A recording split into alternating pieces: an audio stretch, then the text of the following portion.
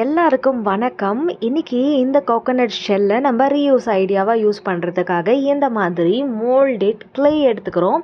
எந்த கிளே வேணாலும் எடுத்துக்கோங்க. அதில் இருக்க அந்த ரெசின் அண்ட் ஹார்ட்னர் ரெண்டுத்தையுமே நம்ம மிக்ஸ் பண்ணுறதுக்காக அதை ஓப்பன் பண்ணுறோம். நான் ரொம்ப நாள் இதை வாங்கி வீட்லேயே வச்சுட்டேன்னா அதனால் என்னாச்சு, இந்த மாதிரி கல் மாதிரி கட்டி போச்சு.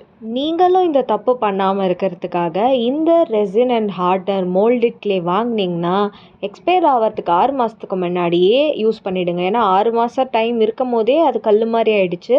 ஸோ இதை நம்ம ஈக்குவலாக எடுத்து இப்போ யூஸ் பண்ணுறோம். எவ்வளோக்கு எவ்வளோ தேவையோ அவ்வளோக்கு அவ்வளோ மட்டும் எடுத்துக்கோங்க. மொத்தமாக அப்படியே மிக்ஸ் பண்ணி யூஸ் பண்ணிங்கன்னா சீக்கிரம் கல் மாதிரி ஆகிடும். ஸோ இதில் ஃபுல்லாக இந்த மாதிரி நம்ம இந்த மோல்டட் கிளேவை இந்த மாதிரி பூசிட்டு இப்போது இந்த மாதிரி ஒரு சின்ன உருட்டல் இந்த மாதிரி பண்ணி எடுத்து இதை நம்ம என்ன பண்ண போகிறோம்னா 3 டிஃப்ரெண்ட், அதாவது ஈக்குவல் பார்ட்ஸாக பிரித்து எடுத்துக்க போகிறோம். சரியா? ஸோ இது எல்லாத்தையுமே நம்ம என்ன பண்ண போகிறோம், அப்படியே நல்லா உருண்டை மாதிரி உருட்ட போகிறோம். உருட்டி கொஞ்சம் நம்ம என்ன பண்ணுறோன்னா இந்த மாதிரி கொஞ்சம் லைட்டாக ஒரு சிலிண்ட்ரிக்கல் ஷேப் வர மாதிரி எடுத்துகிட்டு அதை என்ன பண்ண போகிறோன்னா நம்ம இந்த கோகனட் ஷெல்லினுடைய பாட்டமில் இந்த மாதிரி அழகாக ப்ளேஸ் பண்ணிடுறோம். ஸோ இந்த மாதிரி ப்ளேஸ் பண்ணி இதை காய வைக்கிறதுக்கு நமக்கு கிட்டத்தட்ட 90 மினிட்ஸ் தேவைப்படும். 2 ஹவர் நல்லா காயட்டுமே, காய விட்டுருங்க. சரியா? இதை ப்ளேஸ் பண்ணும்போது சைடில் கொஞ்சம் என்ன பண்ணுறீங்கன்னா இந்த வெயிட் தாங்காமல் சரிஞ்சு விழும். அப்போது பாட்டமில் இதை நல்லா அழுத்தி கொஞ்சம் இந்த மாதிரி விட்டிங்கன்னு வச்சுக்கோங்களேன், இது நல்லா கோகனட் ஷெல்லோட பிளெண்ட் ஆகிடும். அடுத்து இந்த மாதிரி ஸ்கை ப்ளூ கலர் இல்லை ஏதாவது ஒரு டார்க் கலர் எடுத்துக்கோங்க. டார்க் கலர் எடுத்து இதில் பெயிண்ட் பண்ணி ஒரு 1/2 அன் ஹவர் கழித்து எடுத்திங்கன்னா, நான் ஏற்கனவே இந்த மாதிரி ஒன்று பண்ணியிருந்தேன். ஸோ அதை உங்களுக்கு இப்போ டிஸ்பிளே பண்ணி காட்டுறேன். இன்சைடு இந்த மாதிரி காப்பர் கலர் கொடுத்துருக்கேன். அவுட் சைடு இந்த மாதிரி டார்க் ப்ளூ கலர் கொடுத்துருக்கேன். ஓகே, ஸோ இதில் நம்ம என்ன பண்ண போகிறோம்னா செர்ரி ரெட், நல்லா அப்படியே கண்ணை பறிக்கிற ரெட் கலரை எடுத்து இதில் க்யூட்டாக இந்த மாதிரி பெயிண்ட் பண்ணி அப்புறமா நம்ம என்ன பண்ணுறோன்னா எல்லோ கலரை எடுத்து இதில் இந்த மாதிரி ஃப்ளார் பெட்டல்ஸை வரைகிறோம்.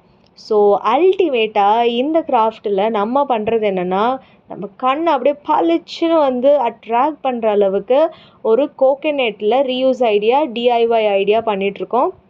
ஸோ ரொம்ப சிம்பிளானது. இந்த டைமில் நீங்கள் ட்ரை பண்ணுங்கள். இப்போ இதுக்கு பிளாக் கலரை கொடுத்து பார்டர் கொடுத்தோன்னா பார்க்குறதுக்கு இன்னும் ரொம்ப க்யூட்டாக அழகாக ஆகிடும்.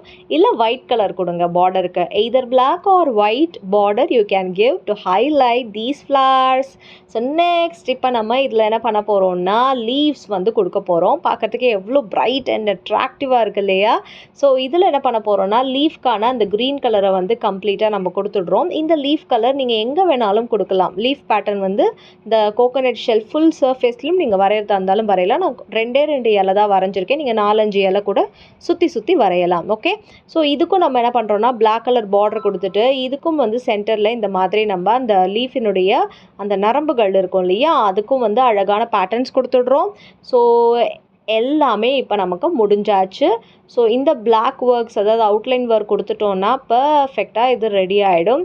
ஸோ ரொம்ப cool and attractive blue and red, yellow, green காம்பினேஷனில் சூப்பரான இது ரெடி ஆகிடுச்சு. இப்போ இந்த மாதிரி ரெட் கலரில் பெயிண்ட் ப்ரஷ் யூஸ் பண்ணி இல்லைனா 3D அவுட்லைனர் கோன் யூஸ் பண்ணி இதுக்கான டீட்டெயிலிங் கொடுத்துட்டோன்னா க்யூட்டாக இது ரெடி ஆயிடுச்சு. இப்போது இதை நீங்கள் என்ன பண்ணணும், காய வைக்கணும். காய வைத்த பிறகு இதை நீங்கள் பயன்படுத்தி கொள்ளலாம்.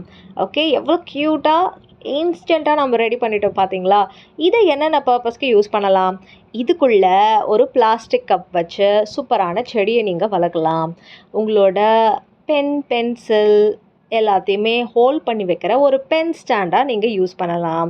உங்கள் இயர்ரிங் அந்த மாதிரி டெய்லி ஆக்சசரிஸ் எல்லாமே ஒரு சின்ன பவுலில் போட்டு வைக்கிற மாதிரி உங்கள் டேபிளில் ஒரு டேபிள் ஆர்கனைசராகவும் யூஸ் பண்ணலாம். இல்லை கிச்சனில் ஸ்பூன்ஸ் எல்லாம் போட்டு வைக்கிற அந்த பொருளாக நீங்கள் யூஸ் பண்ணலாம். இதை எப்படி யூஸ் பண்ணுறதுன்றது உங்கள் கையில் இருக்குது. ஸோ இந்த வீடியோ பிடிச்சிருந்தா மறக்காமல் லைக் பண்ணிவிட்டு நம்ம ஆர்ட்ஃபுல் ஆர்ட்ஸ் சேனலை சப்ஸ்கிரைப் பண்ணிவிடுங்க. அடுத்த வீடியோவில் சந்திக்கிறேன். Tata and bye by.